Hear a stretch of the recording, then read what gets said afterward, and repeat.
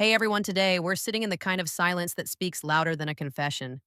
There's a half drunk cup of coffee on the counter. She made it but didn't wait for you. Her phone lights up face down. You ask her who it is. She says, "Why do you always do this then?" She laughs, but her laugh sounds borrowed. And if you think you can control how others feel about you, then maybe that's exactly what you haven't let go of yet. So before you get too comfortable, take a moment to like the video and subscribe, but only if you really enjoy what I do here. Let me know where you're tuning in from and what time it is over there. Now turn off the lights, maybe turn on a fan for some soft background noise, and let's begin today's journey together. She says you're just being paranoid. Not I get it, not let's talk about it, just you're being paranoid. You'd think those words were harmless, but they land like a trap door. The moment you start noticing something's off, a shift in tone, a longer pause before answering that too loud laugh. When he texts, she doesn't try to ease your concern. She makes you doubt yourself for even having it. See, most people think betrayal starts with actions, but it starts with language. It starts with tiny phrases designed to make you feel crazy for noticing what you're absolutely right to question. Your being paranoid is psychological aikido. It redirects your suspicion back onto you. Not because she's innocent, but because she needs you to feel guilty for having instincts.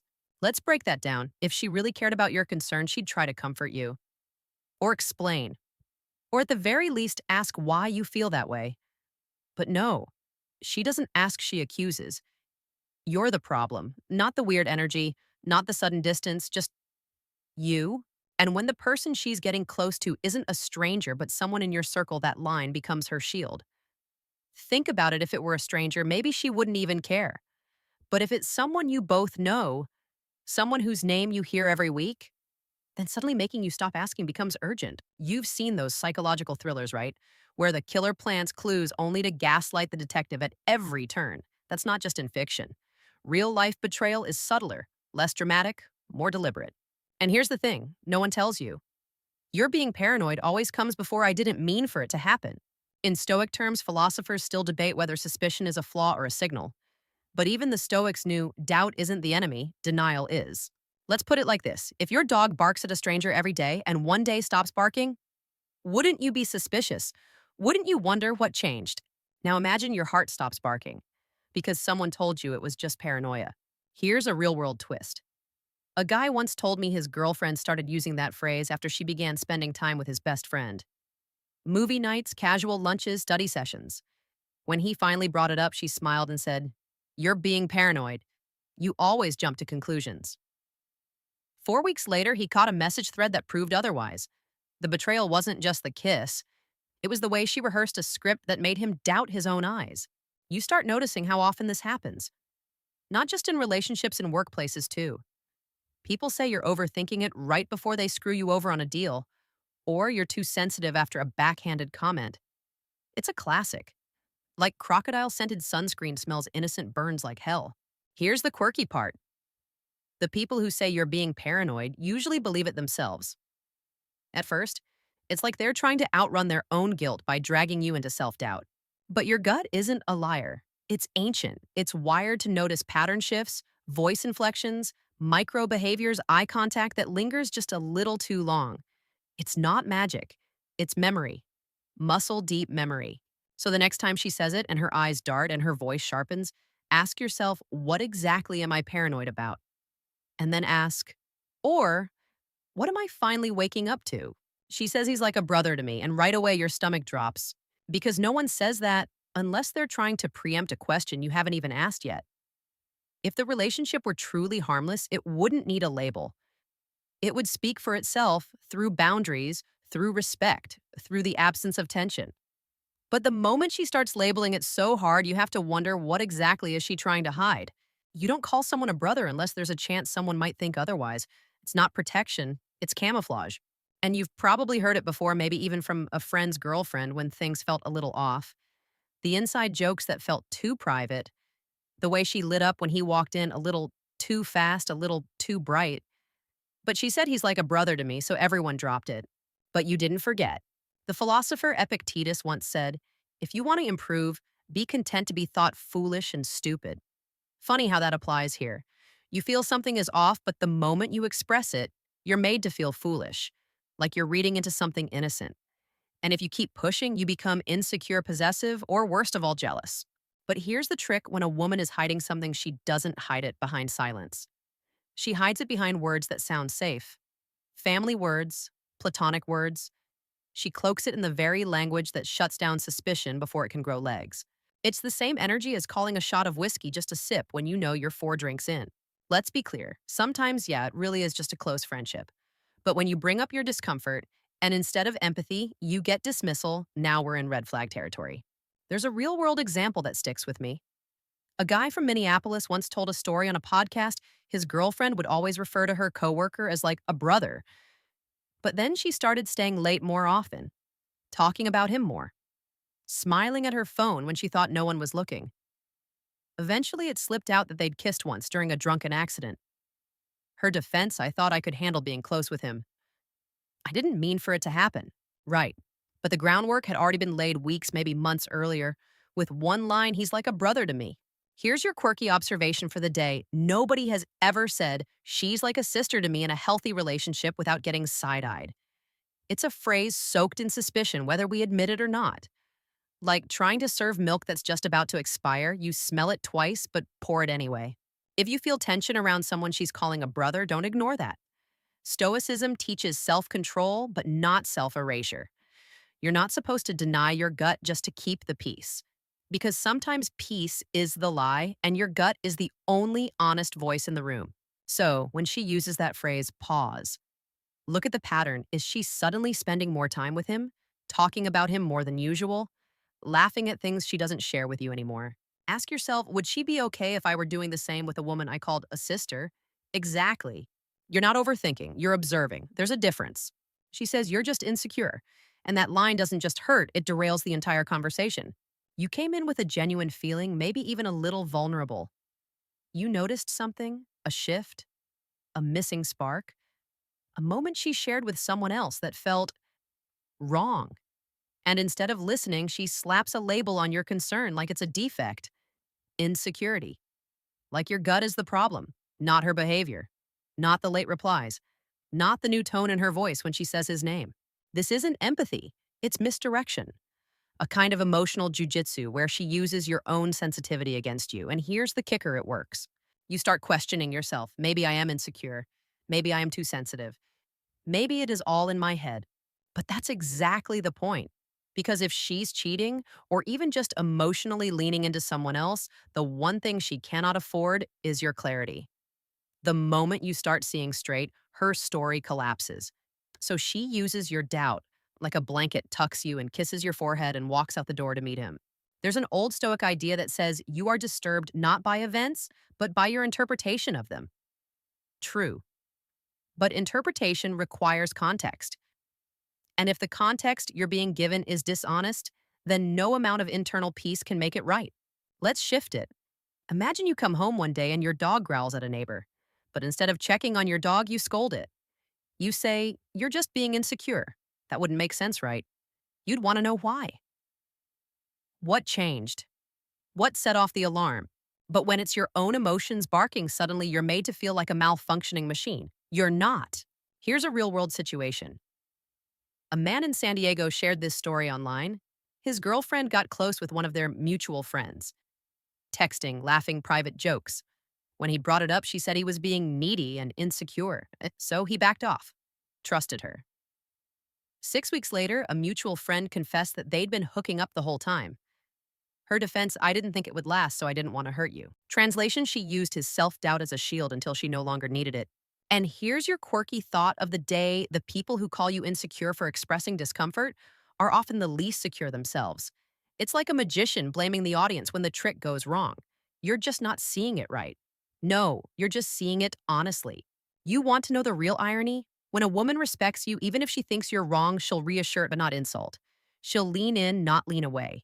She'll want to rebuild trust, not destroy your confidence in reading the room. So when she says you're just insecure, ask yourself, am I really? Or am I finally noticing the pieces that don't fit? If her words shrink your confidence instead of strengthening your connection, you already have your answer. You just need to stop asking for permission to trust it. She says, don't make this weird. And suddenly you're the one responsible for the tension she created. It happens in an instant. She's laughing a little too freely with someone you both know. Maybe her hand lingers on his arm.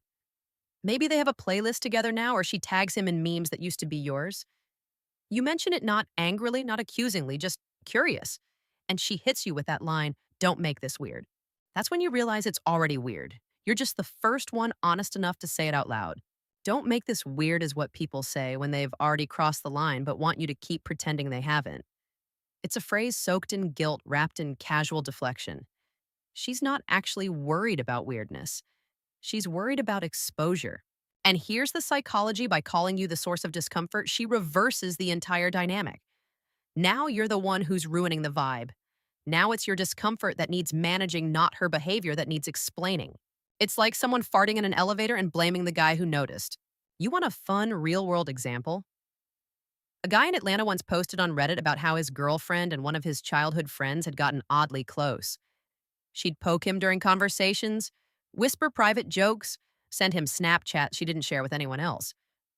When he said, "Hey, this is feeling kind of off," she laughed and said, "Don't make this weird."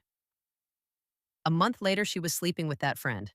Apparently, it had been going on for weeks before he spoke up. He was late, not in suspicion, but in action. Philosophers still debate whether intuition counts as evidence. The Stoics, especially Marcus Aurelius, leaned into the idea that perception is often flawed, but they also taught this. If something violates your integrity, it's not your job to rationalize it away. So if your gut is twisting when she flirts with someone, don't gaslight yourself just because she's smiling. A smile can be a weapon too. Here's the quirky truth: people who say "don't make it weird" are often the ones who already made it weird. It's like a kid stealing cookies and saying, "Let's not tell mom." That's not a suggestion, that's a confession. Let's get painfully honest for a second.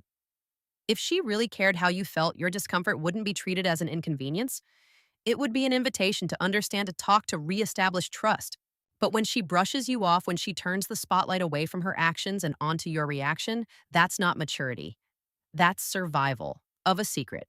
So the next time you hear it, don't make this weird pause. Ask yourself, is this weird because of me? Or am I just the one finally noticing the truth? Because emotional betrayal rarely begins with a kiss. It starts with a shared look, a hidden smile, a line casually crossed, and then defended with a phrase that's supposed to keep you silent. But you're not here to play pretend. You're here to stay awake. She says, "I don't know why you don't trust me." And at first it sounds like a plea, like she's hurt that you'd even question her. But listen closely. She's not asking why you don't trust her. She's telling you that the problem is you. This isn't about connection. It's about control. It's about taking the spotlight off her behavior and putting it on your judgment. It's emotional guilt tripping, not with tears, but with tone. You say something feels off. She says, "I don't know why you don't trust me." And suddenly you're on defense. Now you're explaining yourself, apologizing, trying to be reasonable, trying to be the man who doesn't overreact.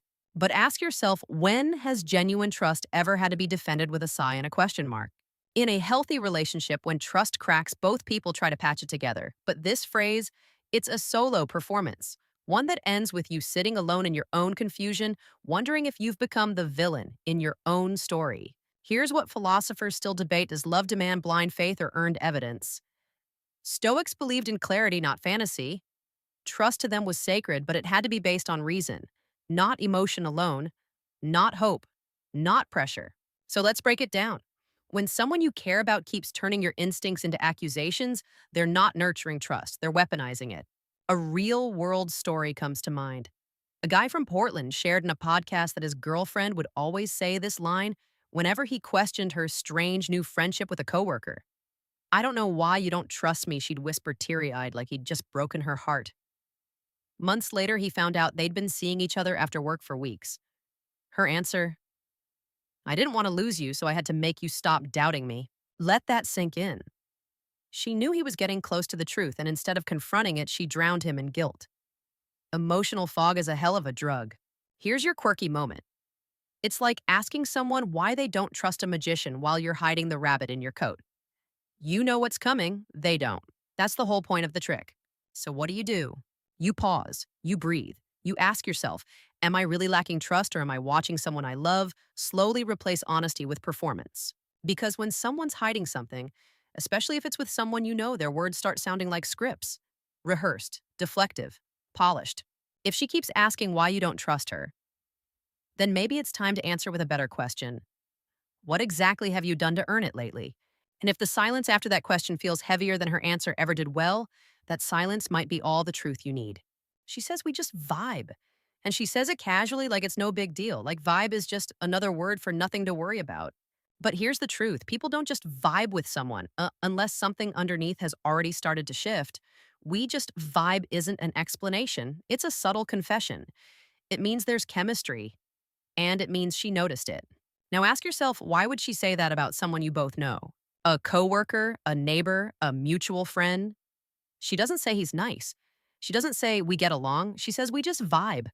That's emotional language. That's attraction without ownership. And most of the time, when a woman says this, she's not talking about someone new. She's talking about someone who's already been around, someone familiar, someone who's managed to build connection without setting off alarms.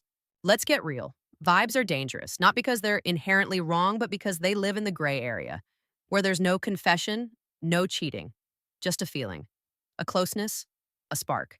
And that's exactly where emotional affairs are born. Philosophers still debate the moral weight of emotional cheating. Some say it's just a phase, others say it's worse than the physical. The Stoics, they'd call it an attachment without discipline, a misalignment of values. Not immoral, but definitely dangerous. There's a case that always stuck with me. A man in Baltimore wrote about how his girlfriend kept saying she just vibed with her gym buddy. At first, he brushed it off. They'd text here and there, share Spotify playlists, talk about life. But over time, she started comparing them. He gets my jokes. He's just so easy to talk to. One night, she admitted she'd been texting him every night before bed. No kiss, no physical line crossed, but she'd replaced one intimacy with another. Her explanation, I didn't cheat, we just vibe. That line used as a shield is a red flag. Here's your quirky metaphor for the moment, saying, we just vibe is like saying, I just like to sit by the fire. But you're sitting closer every night. And sooner or later, your clothes are going to smell like smoke. You start noticing it more often, the laughs that weren't meant for you, the long texts she won't let you see, the way she lights up when he walks in and dims a little when you speak. She's not leaving yet, but something's already moved. Here's the hard truth when a woman says we just vibe and shrugs like it's nothing, that's when it's probably already something. And if it's someone you know, someone she swore was just a friend, then the vibe is the gateway. Not the whole story, but the start of one. So don't ignore it, don't explode, just observe. Because the moment you feel that shift and she brushes it off with a casual smile, you have to decide, will you keep asking for clarity? Or will you finally admit that the answers are already showing up? In plain sight. Word count 843. She says he gets me in a way no one else does. And you just sit there, blinking, swallowing, processing, because that's not a compliment. That's a confession wearing makeup. She might say it in passing during a laugh or a deep conversation or even in frustration. But what she's really saying is this: someone else understands me more than you do. And I like that. And if she's talking about someone you know, someone in your circle, the betrayal cuts deeper. It's not just emotional cheating, it's replacement in real time. Let's be honest. People don't say this kind of thing unless they're already emotionally gone. Not gone in a dramatic bags packed sort of way, but gone in spirit, in attention, in where their heart quietly retreats when things get hard. Philosophers still argue whether emotional loyalty matters more than physical exclusivity. But from a Stoic perspective, what truly counts is intention. And if her intention is drifting elsewhere, if her mind keeps reaching for someone else in moments of connection, then the body is just catching up. This phrase isn't innocent. It's a symptom of something that's already taken root. She's not testing waters, she's already knee-deep. You ever seen those people in the airport who stand in line with one foot turned toward the gate, already halfway gone before they board? That's what this is. She's with you, but facing someone else. There's a story I remember from a men's group forum. A guy in Denver talked about how his girlfriend kept saying this about her coworker. He just gets me. Over and over. It started as a joke, a friendly nod to their compatibility. But soon she began confiding in him more, sharing things she never brought up at home, laughing harder, staying late. By the time she admitted they'd kissed, she wasn't even sorry.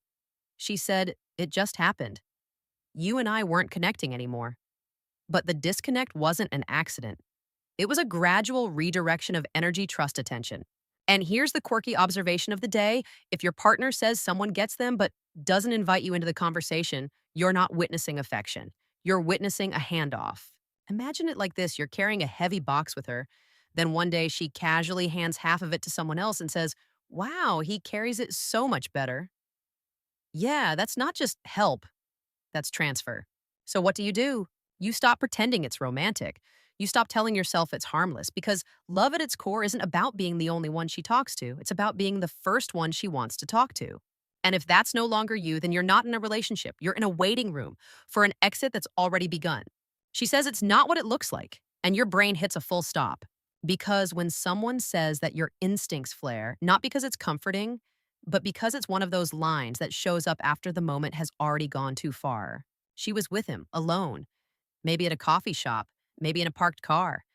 Maybe it was just a hug that lasted too long, or a message that popped up once she rushed to delete. You saw something, you felt something, and now she's trying to rewrite it. It's not what it looks like. But here's the thing: it almost always is exactly what it looks like. That phrase isn't meant to give you clarity, it's meant to buy time. Time for her to find a better excuse. Time for her to shape a narrative that makes her the victim of misunderstanding and you the villain for assuming the worst. Philosophers still debate whether perception can ever be pure or if it's always filtered through bias, but the Stoics had a rule: see things as they are, not worse than they are, but also not better. Don't add fiction, but don't ignore fact. You know what you saw, you know what you felt. Let me hit you with a modern example. A man in Chicago shared how he came home from work early one day, walked into his apartment, and found his girlfriend sitting on the couch with her close friend, lights low, wine glasses out, shoes off. The tension in the air was so thick he could have sliced it with a debit card. She stood up startled and immediately said, "It's not what it looks like." Turns out they hadn't technically done anything yet, but the text history he found later proved it was only a matter of time. Here's your quirky takeaway: no one has ever said it's not what it looks like while doing something that looked perfectly normal. You don't say it when you're reading a book or when you're baking cookies. You say it when you know you've been caught and you need the benefit of the doubt more than you deserve it. This line is a fog machine. It's used to disorient you, to make you freeze long enough for her to escape the moment and recenter the conversation around your overreaction. But let's flip it. Imagine you were caught in a moment like that. Would your first instinct be to say, "It's not what it looks like"? Or would you immediately offer transparency? Open your phone. Explain everything before she even asks. Exactly. When someone has nothing to hide, they don't hide behind a slogan. So the next time you hear those five little words, pause, not to doubt yourself, but to honor the fact that your gut saw what your mind already suspected. Because sometimes the clearest mirror is the one she scrambles to cover up. She says, "Why don't you trust my friends?" And suddenly it's no longer about him, it's about them. This is a clever move because now instead of defending one specific person, the guy you're worried about, she hides him in a crowd. She blends him into a group, wraps him in the safety of shared identity, and makes your suspicion look like prejudice. You don't trust her friends. What kind of controlling partner does that? You must be possessive, insecure, toxic even. See how fast the story changes. But let's be honest. You never had a problem with all of them, just one. The one who smiles too long, jokes too often, hugs too close, the one who for some reason is always around. And the moment you bring it up, she pulls the blanket over him. You just don't like my friends. It's a decoy, a diversion, designed to keep you from looking too closely. Stoic wisdom warns us to beware of arguments that change the subject instead of addressing the cause. And that's exactly what this is. It's not about her group, it's about one guy, the one whose name makes your stomach twist when it comes up, the one who laughs a little too hard when she rolls her eyes at you. There's a story I'll never forget. A man in Austin said his girlfriend had a close-knit group of guy friends she'd grown up with. He was fine with all of them except one who always seemed to be in the background, who texted her late, who knew things about their fights he was never told she shared. When he finally said, "I don't trust that guy," she shot back with, "You never trust my friends." A month later, she was gone with that exact guy. Her defense: "I didn't think you'd ever understand." And maybe that's true, but that doesn't make the betrayal any less real. Here's your quirky observation of the day. If you go to a zoo and one of the monkeys throws a banana at you and you say, "That monkey's aggressive," and someone replies, "Why do you hate all monkeys? You're not the crazy one." So let's get clear. You're allowed to notice patterns. You're allowed to feel off about a person. You're allowed to say, "This one guy, I'm not comfortable with him." That doesn't make you controlling. That makes you observant. Because the truth is, if she really cared, she wouldn't need to protect your trust in her friends. She'd protect your trust in her. So when she deflects your concern by wrapping it in a group pause, look past the distraction and ask yourself the only question that matters. If he weren't a threat, why would she need to hide him in the crowd? She says you never listened to me, but this time it doesn't sound like a complaint. It sounds like a setup. And maybe she's not entirely wrong. Maybe you missed a few things, a few late night confessions, a few quiet moments when she was reaching out and you were too busy, too distracted, too tired to fully tune in. But here's the difference in a healthy relationship: that kind of tension leads to conversation. Growth, healing, not betrayal. When a woman cheats, especially with someone you know, she usually doesn't do it impulsively. She builds a story first, a narrative, a reason that justifies it in her mind. I didn't want to hurt him, but I felt alone. I needed someone who really saw me. He was there. You weren't. So you never listen to me becomes the emotional launch pad, the moral justification. And that's where the betrayal cuts deeper, not just because of what she did, but because of how she made you feel responsible for it. Philosophers still debate the concept of self justification, how people, when they betray their own values, often rewrite their memories to avoid guilt. The Stoics warned of this too. To betray another is one thing, but to betray yourself, your integrity, your honesty, your vows, that's a quieter, more corrosive crime. Let me give you a real world version. A man in Phoenix said his girlfriend started pulling away emotionally. Whenever he asked what was wrong, she'd deflect or go quiet. But eventually, during a fight, she blurted it, "You never listen to me. I've been lonely for months." 2 weeks later, she admitted she had started a connection with one of his friends. It hadn't turned physical yet, but emotionally, she'd already checked out. He asked, "Why didn't you just talk to me?" Her answer, "I tried, but you didn't hear me." Now, here's the cruel irony: the same man who would have done anything to fix it never even got the chance. Because by the time she said, "You never listen to me," she had already made up her mind. And the guy she was confiding in, he was already in the picture, already waiting, already listening. Here's your quirky metaphor. It's like telling someone they never watered the plant right after you've already thrown it in someone else's garden. When that phrase drops, "You never listen to me," you need to step back and see what it really means. Not "you never hear me, but I found someone else who does." So what do you do with that? You don't beg, you don't argue, you don't spiral. You listen finally, not to her, but to reality, to your gut, to the timeline, to the behavior that's been speaking louder than her words for months. Because the truth is, if someone wants to be heard, they speak louder. But if they want permission to leave, they whisper lines like this until you finally give them the space they were already slipping into. By the time the truth shows up, it usually isn't wearing a mask. It's sitting on the couch. It's walking past you at the party. It's smiling in a photo with someone you used to trust. Cheating doesn't always look like lipstick on a collar. Sometimes it sounds like laughter that used to be yours now echoing in someone else's messages. And when she cheats with someone you know, it doesn't come with drama. It comes with small rehearsed phrases designed to keep you confused just long enough for her to get closer to him without you noticing. You're paranoid. He's like a brother. You're insecure. "Don't make this weird. You never listen to me." None of those lines are about comfort. They're about control. The Stoics taught that pain is inevitable, but suffering is optional. And suffering in this case is pretending not to know what you already know. You feel it. You felt it for weeks. That subtle shift, that hidden space between the words. So let me tell you something simple and honest. If her behavior contradicts her words, believe her behavior. If your gut is screaming and she's whispering comfort, believe your gut. Because trust isn't something you prove by staying silent, it's something you protect by refusing to be fooled. So walk away with your head high, not because she deserves it, but because you do. You don't need closure, you need clarity, and you already have it. Turn off your phone, take a deep breath, stand in the truth, and step into the peace that comes with finally seeing things as they are. You were never crazy. You were just awake in a room full of people pretending to sleep. End of script. Have a beautiful day.